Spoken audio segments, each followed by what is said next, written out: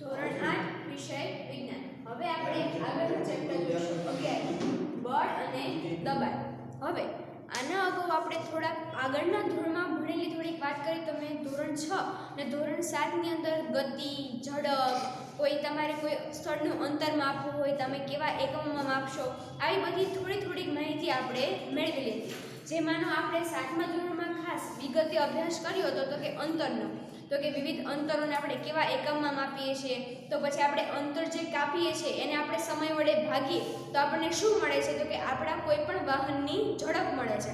એટલે કે ઝડપનું આપણે શું તો કે વ્યાખ્યા તારવી હતી કે એકમ સમયમાં કાપેલા અંતરને આપણે ઝડપ કહી શકીએ છીએ કે આપણા વાહને આટલું અંતર કાપ્યું, કેટલા સમયમાં કાપ્યું, એને સમય વડે આપણા અંતરને ભાગી નાખે આપણા વાહને કેટલી ઝડપથી એ અંતર કાપ્યું છે એ આપણે મેળવી શકીએ છીએ.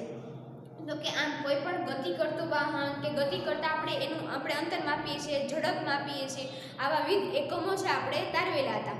હવે આવીએ છીએ પદાર્થની ગતિ ઉપર. હવે કોઈ પણ પદાર્થ ગતિ કરે છે ક્યારે, તો કે કોઈ પણ હવે આપણે જે કાંઈ પણ પદાર્થને ગતિ કરે, આપણે સજીવોની વાત આપણે બાદ કરી નાખીએ કે આપણે મુજબ ગતિ કરીએ, આપણે ચાલીએ તો આપણે ગતિ કરીએ છીએ, પણ બીજા કોઈ નિર્જીવ વસ્તુને આપણે ગતિ કરાવવા માટે શું કરવું પડે છે, તો કે નિર્જીવ વસ્તુને ગતિ કરાવવા માટે આપણે અમુક બળ અથવા દબાણ લગાવીએ એના પર તો એ પદાર્થ છે ગતિ કરે છે. ઉદાહરણ તરીકે લઈએ તો કે આપણી પાસે પેન છે. હવે પેન આમનામ ટેબલ ઉપર પડી છે. હવે આપણે પેનને ગતિ કરાવવી હોય તો શું કરવું પડશે, તો આપણે એના પર બળ લગાવવું પડશે. આ પેનને આમ છે જો આમ ધક્કો મારીશ કે કંઈક કરીશ તો પેન ક્યાંક આગળ જશે, એના પર દબાણ લગાવીશ તો એની કદાચ ગતિ છે જેવી બદલાશે. એના પર આમ ધક્કો મારીએ તો કે આમ કોઈ પદાર્થને આપણે ગતિ કરાવવી હોય તો ગતિ કરાવવા માટે આપણે શું કરવું પડશે, તો કે ગતિ કરાવવા માટે એને બળ અથવા દબાણ આપણે આપવું પડે છે, જેના કારણે પદાર્થ છે ગતિ કરે છે. તો હવે પછીનું આપણે આ ચેપ્ટર જોવાનું છે બળ અને દબાણ. હવે આ ચેપ્ટર આપણે ચોપડીમાં જોઈએ તો આપણે શરૂઆત કરીએ ચેપ્ટરની. પદાર્થ કેવી રીતે ગતિ કરે છે તે ધોરણ 7માં આપણે શીખ્યા છે. એક પદાર્થ બીજા પદાર્થ કરતાં કેટલી વધારે ઝડપથી ગતિ કરે છે, એટલે કે સરેરાશ ઝડપ. એક વાહને આટલું અંતર આટલા સમયમાં કાપ્યું, એક વાહને આટલું અંતર આટલા સમયમાં કાપ્યું, તો કયા વાહનની ઝડપ વધારે હતી એ આપણે શીખી ગયા છે. એકમ સમયમાં પદાર્થે કાપેલું અંતર શું દર્શાવે છે, ઝડપ દર્શાવે છે, આપણને ખબર છે. તમે જાણો છો કે જમીન પર ગબડતો દડો ધીમો પડી જાય છે. આપણે કોઈ પણ તમે રમો છો બધી વસ્તુ દડા વડે જે રમો છો, દડાને તમે ગબડાવો છો તો તમે ગબડાવો તો ગબડતો ક્યારેક તો અટકી જશે. તો એ અટકી જવાનું કારણ શું છે? એવું પણ શક્ય બને કે દડો ધીમો પડે છે અને સાથે ગતિની દિશા પણ બદલે છે. તમે જે દિશામાં ફેંક્યો એ દિશામાં આગળ ધીમો તો પડતો જાય, સાથે એની દિશા પણ બદલાઈ જાય, આવું પણ શક્ય છે. શેના લીધે પદાર્થની ગતિ વધે છે, ઘટે છે? ક્યારેક એક પદાર્થની ગતિ આપણે વધે પણ કરી અને ઘટે પણ ખરી, અથવા તેની ગતિ અટકી પણ જાય એવું પણ બને, અથવા તો તેની ગતિની દિશા એટલે કે જે દિશામાં ગતિ કરતો હોય, જેમ કે આપણે દિવાલે અથડાઈએ તો આપણે ફેંકીએ તો સીધો, પણ દિવાલે અથડીને હવે ગમે આ બાજુ છે કે આ બાજુ આવશે, એટલે કે ગતિની દિશા પણ એની બદલાઈ શકે છે. તે અંગે તમને આશ્ચર્ય થયું છે? ચાલો આપણે આપણા રોજબરોજના થોડાક અનુભવો છે ને યાદ કરીએ. ફૂટબોલને ગતિમાં લાવવા માટે શું કરવું છો, એટલે કે ફૂટબોલ જો તમને પહેલા ચિત્રમાં આવી રીતના બતાવ્યું છે, તમે ફૂટબોલને ગતિમાં, હવે ફૂટબોલ તમે જોઈ લો છો મોટો, એને ગતિમાં લાવી તમે એને શું કરશો, કિક મારશો, એટલે કે લાત મારો છો. ગતિમાન દડાને વધારે ઝડપથી ગતિ કરવા માટે શું કરશો, એક દડો ગતિ કરે જ છે ને તમારે ગતિ કરો તમે શું કરો, દડાને ધક્કો મારશો, એટલે કે વધારે ઝડપથી ગતિ કરશે. દડો ગતિ કરતો જાય જ છે પણ તમારી ઝડપ એની વધારવી છે તો દડા પર વધુ દડાથી ધક્કો મારશો તો એની ઝડપ વધી જશે. ગોલ કિકર દડાને કઈ રીતે અટકાવે છે? ગોલ કિકર જે ઊભેલો હોય છે વ્યક્તિ છે, દડાને કઈ રીતે અટકાવે છે? બેટ્સમેન દ્વારા ફટકારેલા દડાને ફિલ્ડર કઈ રીતે રોકે છે? બેટ્સમેન એટલે કે જે ક્રિકેટર હોય છે આમ બેટ વડે બોલને ફટકારે છે તો ફિલ્ડર કઈ રીતે રોકે છે? કેચ કરી લે અથવા તેની ગતિને હાથ વડે આમ આડો રાખીને પણ રોકે છે. હોકીનો ખેલાડી હોકી વડે ગતિ કરતા દડાને હળવા ફટકાથી ગતિની દિશા બદલાવે છે. જો તમને બી આકૃતિ આપેલી છે કે આમ એને હોકીથી ફટકારીને ગતિની દિશા પણ બદલાવી શકે. આ બધી પરિસ્થિતિઓમાં દડાની ગતિ વધે છે, ઘટે છે, તેની દિશા બદલાય છે અને દડો સ્થિર પણ થઈ શકે છે. તમે કોઈ પણ કાર્ય કરો એટલે કે આ ચાર તમને થશે. દડાની ગતિ વધે, તમે એની દિશામાં તમે સેજ જેવું કંઈક કરશો તો એની ગતિ વધી શકે, તમે આડો હાથ રાખી દેશો તો ગતિ ઘટી શકે છે, એની દિશા બદલે બેટ વડે તમે ફટકારો, તમે જે દિશામાં બોલ નાખ્યો હોય એને વડે તમે વિરુદ્ધ દિશામાં પણ ફટકારી શકો છો અને દડો સ્થિર પણ થઈ શકે છે. જ્યારે દડાને લાત મારીએ છીએ, ધક્કો મારીએ છીએ, ફેંકીએ છીએ, હળવો ફટકો મારીએ છીએ ત્યારે આપણે એના પર બળ લગાડ્યું છે એમ કહી શકાય. આપણે કોઈ પણ વસ્તુને શું કરતે સેજ ગતિમાં લાવી હોય એને શું કરવું પડે છે? ધક્કો મારવો પડે છે. મેં પહેલાં કીધું ને કે પેન છે ટેબલ ઉપર પડેલી છે, તમારે એને ગતિ એટલે કે જ્યાં ઊભી છે ત્યાંથી સેજ એવી ખસેડવી હોય તો પણ શું કરવું પડે છે? તો તમારે સેજ એમાં ધક્કો મારવો પડે છે તો એ પોતાની જગ્યાએથી સેજ એવી ખસે છે. જ્યારે તે વસ્તુ ઉપર બળ લાગે છે ત્યારે આપણે શું કહેતો કે એને ગતિ કરી છે એવું કહી શકાય. તો હવે પછી આપણે જોવાનું છે બળ, ધક્કો કે ખેંચાણ. એટલે કે બળ છે શું? તો કે આપણે કોઈ પણ પદાર્થ ઉપર જે પ્રમાણે ધક્કો કે ખેંચાણ કરીએ છીએ એ શું છે? તો કે બળ છે.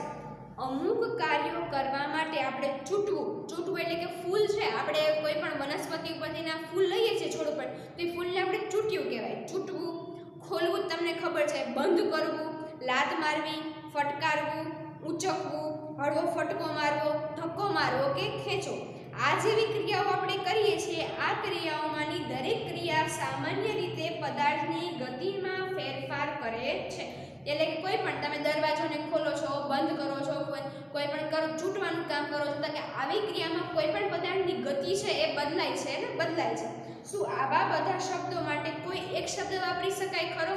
તો કે આવા બધા આપણે જે કરીએ ધક્કો મારીએ, ખેંચીએ, તો કે આ બધા શબ્દો માટે આપણે શું? તો કે અંતે આપણે એક જ કાર્ય કરી છે એના ઉપર આપણે બળ લગાવીએ. ફૂલ તોડવા માટે આપણે બળ લગાવીએ છીએ, પુસ્તક ખેંચવા માટે આપણે બળ લગાવીએ છીએ, દડો ફેંકવા માટે આપણે બળ જોઈએ છે, દડાને ફટકારવા માટે આપણે બળ લગાવીએ છીએ. એટલે કે મૂળ આપણે શબ્દો અલગ અલગ વાપરીએ છીએ પણ અંતે ક્રિયા શું છે? તો કે ક્રિયા એક જ છે, બળની. હવે જો તમને પાછળ કોષ્ટક આપેલું છે. હવે એ કોષ્ટકમાં તમને થોડીક પરિસ્થિતિ આપેલી છે. પરિસ્થિતિ માટે તમે કઈ ક્રિયા કરો છો અને ક્રિયાને તમે શેમાં ગોઠવશો? અંતે બે જ ક્રિયા થવાની છે, કાં તમે ધક્કો મારશો અને કાં ખેંચશો. અને આ બંને ક્રિયા શું કહેવાય? તો કે આ બંને ક્રિયા બળ કહેવાય છે. જેમ કે પહેલી પરિસ્થિતિ આપણે જોઈએ કે ટેબલ પર પડેલ પુસ્તકને ગતિ કરાવી. હવે ટેબલ ઉપર આમ પુસ્તક પડેલું છે, હવે તમારે એને ગતિ કરાવી છે. ગતિ એટલે કે શું? એની ખાલી જગ્યા બદલાય. તો મારે પુસ્તકને ગતિ કરાવી છે, તમે કે આમ કરશો તો આમ પડી છે, આમ કરશો છે તો ધક્કો લાગ્યો તો પુસ્તક ખસ્યું, આમ કરીને પાછું ખેંચો તો તમે આમ ખેંચ્યું કહેવાય. પુસ્તકને આમ કરીને આમ બેન્ચ ઉપર ઘસડો છો તમે ક્યારેક તો એ પુસ્તકને શું કહેવાય? ખેંચ્યું કહેવાય. અથવા તો પુસ્તકને આમ ટેબલ ઉપરથી ઉપાડો છો તો ઊંચક્યું કહેવાય. તો કે આવી ક્રિયાઓ આપણે કરીએ છીએ. તો આપણે આ ક્રિયાને શેમાં ગોઠવશું? તો કે બંને રીતે કરી શકીએ. પુસ્તકને ગતિ કરવા માટે આપણે ધક્કો પણ મારી શકીએ અને એને ખેંચી પણ શકીએ છીએ. બીજું, દરવાજો ખોલવો કે બંધ કરો. તમને ખબર છે કે દરવાજો ખોલવા બંધ કરવા માટે દરવાજાને કાં ધક્કો મારવો પડે કાં દરવાજાને ખેંચવો પડે. કૂવામાંથી પાણી ભરેલ ડોલ ખેંચવી. જો હવે પાણી ભરેલ ડોલ ખેંચવાની છે તો આમાં એક જ ક્રિયા થશે, ખેંચવાની. આમાં આપણે ડોલને ધક્કો મારવાનો નથી. હા, પરંતુ જ્યારે કૂવામાં આપણે પહેલી વખત ડોલ ખાલી નાખીએ છીએ ત્યારે ડોલને ધક્કો મારવો પડશે, પણ આપણે ડોલને ખાલી આમાં ખેંચવાની જ કીધી છે. એટલે કે અહીંયા એક જ ક્રિયા થશે, ખેંચાણની. પેનલ્ટી કિક મારતો ફૂટબોલનો ખેલાડી. હવે પેનલ્ટી એટલે જો ફૂટબોલનો દડો પડેલો છે એને પેનલ્ટી કિક એટલે પગ વડે તમારે નાની એવી લાત જ મારવાની છે. તો લાત મારવાની ક્રિયામાં દડાને તમારે ધક્કો મારવો પડે, દડાને ખેંચવો પડે. તો કે દડાને ધક્કો મારવો પડે, એને કિક મારવાની એટલે ધક્કો લાગશે. એટલે કે અહીંયા કઈ ક્રિયા આવશે? ધક્કો લાગવાની. બેટ્સમેન દ્વારા ફટકારાયેલ ક્રિકેટનો બોલ. એટલે કે બેટ્સમેન જે રીતે પોતાના બેટ વડે ફટકારે છે તો બેટ વડે શું લાગશે? ધક્કો લાગશે બોલને કે ખેંચાશે? તો કે ના, બેટ વડે બોલને ધક્કો લાગે છે. સામાન ભરેલા ગાડાને ચલાવો. હવે સામાન તમે લારી ખેંચતા લોકો જોયા હશે તો હવે લારીને આમ ધક્કો મારતા ચલાવે છે, ખેંચીને. તો કે લારીને આમ પોતાની પાછળ ખેંચતા હોય છે. ખાનું ખોલવું. તો કે ખાનું ખોલવા માટે તમારે ધક્કો મારવો પડે કે ખેંચાણ કરવું પડે? તો કે ખાનું ખોલવા માટે તમારે ખેંચવું પડે, આમ ધક્કો મારો તો બંધ થાય. એટલે કે આવા પ્રકારની બે ક્રિયાઓ આપણે મોટા ભાગે કરીએ છીએ.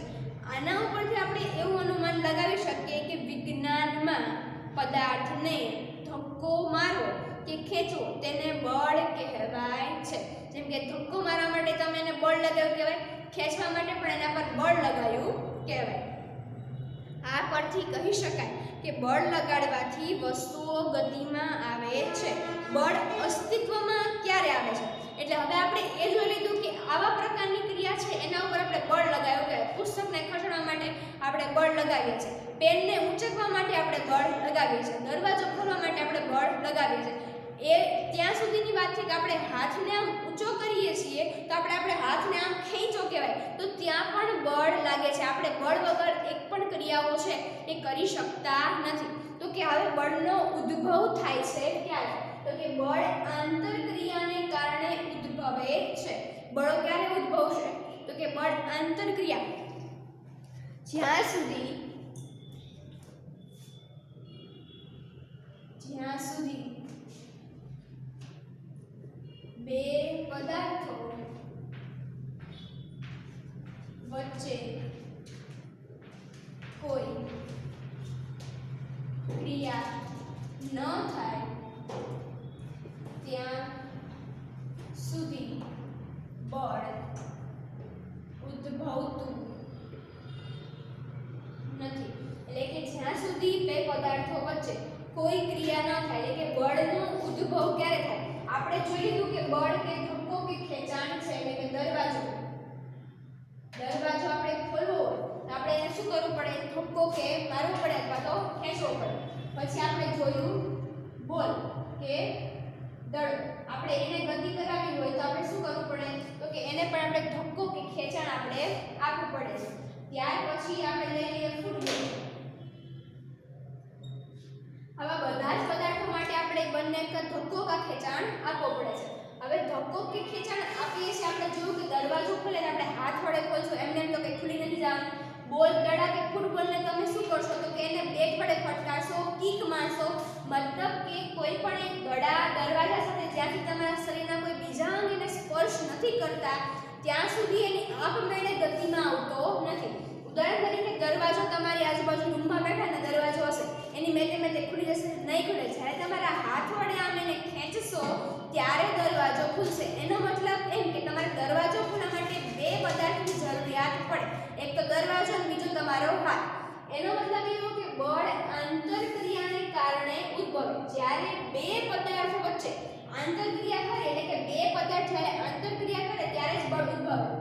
બે પદાર્થ ફરજિયાત જોઈએ તો એક તો દરવાજો છે તો એની હાથે ખુલી જવાનો નથી. બે પદાર્થો જોશે, એક તમારો હાથ જોશે અને દરવાજો. હવે બેટ્સમેન છે આમ બોલને ફટકારે છે તો ત્યાંય બે પદાર્થો છે. એકલું હાથમાં બેટ હશે, દડો છે જમીન પર પડે તો આપમેળે ઊભો નહીં થાય. બોલર જ્યારે એને હાથ વડે ફેંકશે, બેટ્સમેન છે આમ હાથ ઉચકશે અને બેટ વડે ફટકારશે ત્યારે દડો છે ગતિ કરે છે. એટલે કે બળ ઉદ્ભવે ક્યારે? તો કે ઓછામાં ઓછા બે પદાર્થો વચ્ચે આંતરક્રિયા થાય ત્યારે ને ત્યારે છે એ બળનો ઉદ્ભવ થાય છે. તમારી ચોપડીમાં તમને સરળ ઉદાહરણો આપેલા છે. જો તમને એવું કીધું છે, પહેલી આકૃતિ જો 11.2a, એમાં તમને એક આગળ કાર આપેલી છે લાલ કલરની અને અંદર એક ભાઈ બેઠા છે, પાછળ એક ભાઈ બેઠા છે. હવે અંદર બેઠેલા ભાઈ છે એ કાર છે મશીનથી ચલાવતા નથી, એની પાસે ચાવી કે નથી કોઈ પણ કારણ છે એ ભાઈની ગાડી ચાલતી નથી. હવે પાછળ એક ભાઈ ઊભા છે. હવે આગળવાળા ભાઈ એમ કે ગાડીને સેજ એવો ધક્કો મારતો ગાડી થોડીક કદાચ આગળ ચાલે, ઘણા બધા તમે જોયું હશે. પરંતુ હવે ભાઈ છે એ ગાડીની પાછળ ઊભા જ રહેશે, ગાડીને ધક્કો નહીં મારે તો ગાડી આપમેળે આગળ ખસવાની ખરી? નહીં ખરે, કારણ કે એનું એન્જિન બંધ થઈ ગયું છે કોઈ કારણસર, ગાડી છે આપમેળે આગળ નહીં જાય. પરંતુ હવે એ ભાઈ છે જ્યારે પોતાના હાથ છે એ ગાડીને અટકાડશે ત્યારે એ ગાડી આગળ જશે. એટલે કે બળનો ઉદ્ભવ ક્યારે થયો? ત્યાં બે વસ્તુઓ મળી, એક ભાઈના હાથ અને બીજી ગાડી. એટલે કે જ્યારે ગાડીને ભાઈના હાથે ધક્કો માર્યો ત્યારે ગાડી છે આગળ વધી. એટલે કે આમ બળ ક્યારે ઉદ્ભવ્યું? એટલે કે ગાડી આગળ ક્યારે ખસી? તો કે આવી રીતના બે પદાર્થો વચ્ચે આંતરક્રિયા થઈ, ભાઈના હાથ અને ગાડી વચ્ચે આંતરક્રિયા થઈ જેના કારણે બળ ઉદ્ભવ્યું અને ગાડી આગળ ગઈ. ત્યાર પછી નીચે જો તમને બે છોકરીઓ આપેલી છે, સામાસામી એકબીજાને શું કરે છે? ધક્કો લગાવે છે. તો જ્યાં સુધી બે છોકરી આમ શાંતિથી ઊભી હશે ત્યારે એકબીજાને આમ ધક્કો નહીં મારે, પરંતુ બે હવે બથિયામાં હમાહમી હાથ છે તો બે એકબીજાને ધક્કો મારે છે.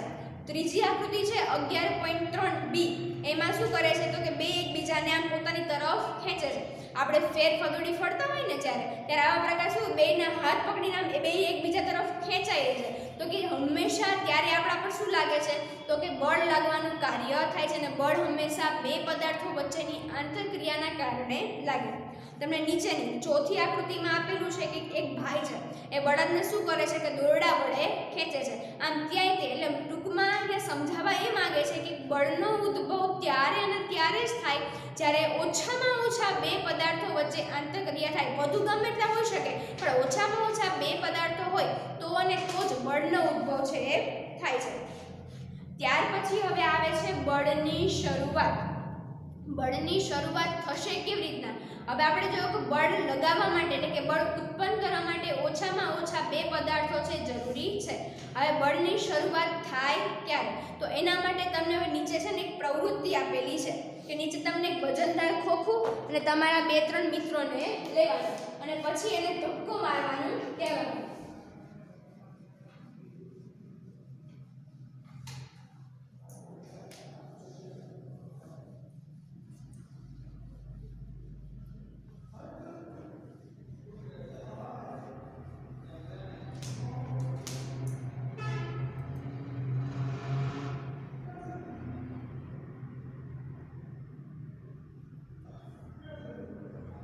બળની શરૂઆત થાય છે કેવી રીતે?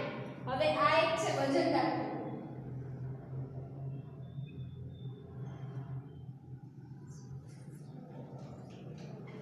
હવે સૌથી પહેલા આપણે જોયું કે આ ખોખું આપણે ખસેડવું હોય તો એકલું ખોખું છે એ કોઈનાથી વજનદાર હોવાથી એની આપમેળે તો ખસી જવાનું નથી. હલકું હોય તો એની આપમેળે ખસવાનું નથી. આ ખોખાને ખસેડવા માટે આપણે ઓછામાં ઓછો એક વ્યક્તિ તો જોઈશે.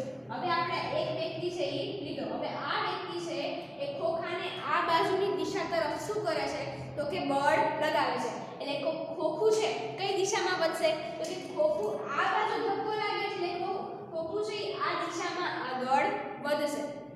હવે વજનદાર ખોખું છે એકલાથી ખસ્યું પણ બહુ થોડું ખસ્યું. હવે આપણે શું કરીએ છીએ તો કે બીજો મિત્ર બોલાવીએ. બીજો મિત્ર પણ શું કરે છે તો કે ખોખાને ધક્કો મારે છે એ જ દિશામાં. તો કે ખોખું છે એ વધારે ઝડપથી એ જ દિશામાં આગળ ગતિ કરે છે. પરંતુ હવે બીજો મિત્ર આવ્યો. બીજો મિત્ર છે કોઈ કારણોસર એને હેલ્પ કરવાને બદલે શું કરવા હેરાન કરવા માંગે છે. તો કે એક મિત્ર છે એ આ બાજુથી ખોખાને તો ધક્કો મારે છે. બીજો મિત્ર આવીને શું કરે છે તો કે આ બાજુથી એને ધક્કો મારે. તો હવે પરિણામી ખોખું કઈ દિશામાં જશે? પહેલી પરિસ્થિતિમાં તો શું છે એકલો હોય કે બે મિત્ર હોય બંને એક જ દિશામાંથી ખોખા તરફ બળ લગાવે છે. એટલે કે ખોખું ફરજિયાત બળની દિશામાં આગળ ગતિ કરશે. એટલે કે આ પરિસ્થિતિમાં ખોખું બળની દિશામાં ગતિ કરશે. હવે આમાં શું થાય છે કે એક મિત્ર આ પરિસ્થિતિમાં અને એક મિત્ર છે એના વિરુદ્ધ દિશામાં ખોખા ઉપર બળ લગાવે છે. તો હવે આ ખોખા પરનું પરિણામી બળ કેટલું તો કે ખોખું અંતે ખસશે કઈ દિશામાં તો કે જે મિત્ર છે વધારે બળ લગાવતો હશે એ દિશામાં એક ખોખું ખસે. આ મિત્રનું વજન વધારે હશે તો વધારે ને બળ લગાવેલું હશે તો ખોખું કઈ દિશામાં તો કે આ દિશામાં. અને આ મિત્ર છે એને વધારે બળ લગાવશે તો આ ખોખું છે આ દિશામાં ગતિ કરશે. એટલે કે આ પરિસ્થિતિમાં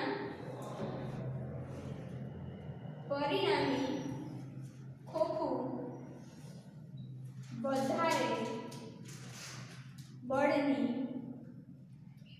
દિશામાં ગતિ કરશે. ઉદાહરણ તરીકે આપણે લઈ લઈએ કે આ બાજુ ઊભેલો મિત્ર છે એ 10 ન્યૂટન જેટલું બળ લગાવે છે અને આ બાજુ ઊભેલો વ્યક્તિ છે એ શું કરે છે તો કે એનું વજન થોડું ઓછું છે અને ઓછું બળ લાગે એટલે 7 ન્યૂટન જેટલું બળ છે. ન્યૂટન છે એ બળનો એકમ છે જે તમે આગળ ભણશો. આ મિત્ર છે 10 ન્યૂટન જેટલું બળ લગાવે છે અને આ મિત્ર છે 7 ન્યૂટન જેટલું બળ લગાવે છે. હવે તમે વિચારો કે કોનું બળ વધારે છે તો કે આ બાજુ ઊભેલો મિત્ર ડાબી સાઈડ ઊભેલો મિત્ર છે એનું વજન કેવું છે એનું બળ તો કે વધારે છે. એટલે કે પરિણામી ખોખું આ દિશા તરફ આગળ ગતિ કરશે. હવે આ બાજુ ગતિ કરશે પણ કેટલું તો કે બંનેના તફાવત જેટલું ખોખું આગળ ગતિ કરે છે. એટલે કે આના ઉપરથી આપણે એવું તારવી શકાય કે જો બંને બળ એક દિશામાં લાગે તો બંને બળનો સરવાળો થાય. આપણે પહેલું ઉદાહરણ લીધું ને આ કહેવા માંગે છે એક મિત્રનો આપણે રાખ્યું એક મિત્ર છે 10 ન્યૂટન બળ લગાવે છે, બીજો મિત્ર છે 7 ન્યૂટન બળ લગાવે છે. એટલે કે જો બંને બળ એક જ દિશામાં હોય એટલે કે આ બંને મિત્ર છે એક જ દિશામાં બળ લગાવે છે એટલે કે પરિણામી બળ કેટલું હશે તો કે પરિણામી બળ છે બંનેના સરવાળા જેટલું. એકનું 10 છે એકનું 7 છે એટલે કે ખોખા ઉપર અંતે કેટલું બળ લાગશે તો કે ખોખા ઉપર બંનેના સરવાળા એટલે કે બંનેના સરવાળા એટલે 17 ન્યૂટન જેટલું છે બળ લાગશે. બળ એક જ દિશામાં હોય તો બંને બળનો શું થાય છે સરવાળો થાય છે. બંને બળ છે એ વિરુદ્ધ દિશામાં હોય તો શું થશે તો કે જો બળ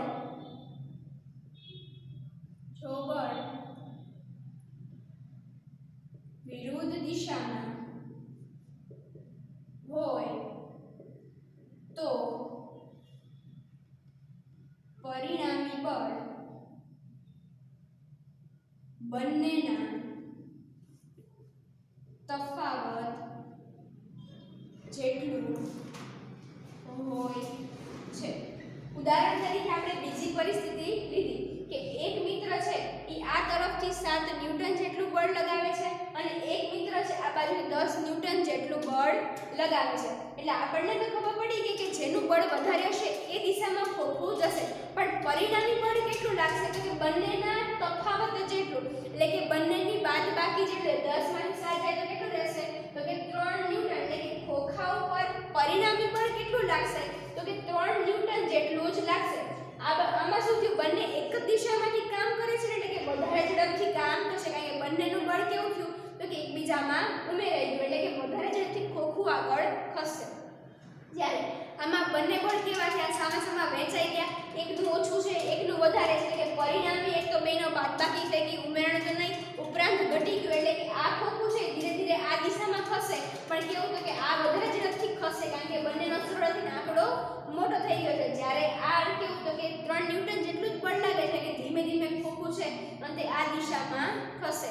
અને જો વિરુદ્ધ દિશામાં લાગેલું બળ એક સરખું હોય જો વિરુદ્ધ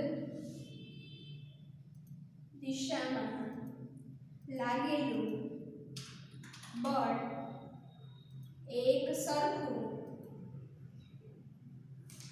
હોય તો પરિણામી બળ શૂન્ય હશે. જો વિરુદ્ધ દિશામાં લાગેલું બળ એક સરખું હોય એટલે કે અહીંયા આપણે એકને 10 ન્યૂટન બળ લગાવે છે એક 7 ન્યૂટન બળ લગાવે છે પરંતુ હવે બીજો મિત્ર તે એના જેટલું જ બળ લગાવે તો આપણને ખબર છે કે વિરુદ્ધ દિશામાં લાગેલ બંનેનું શું છે તફાવત 10 માંથી 10 જશે તો શૂન્ય થઈ જશે એટલે કે 0 બળ લાગશે.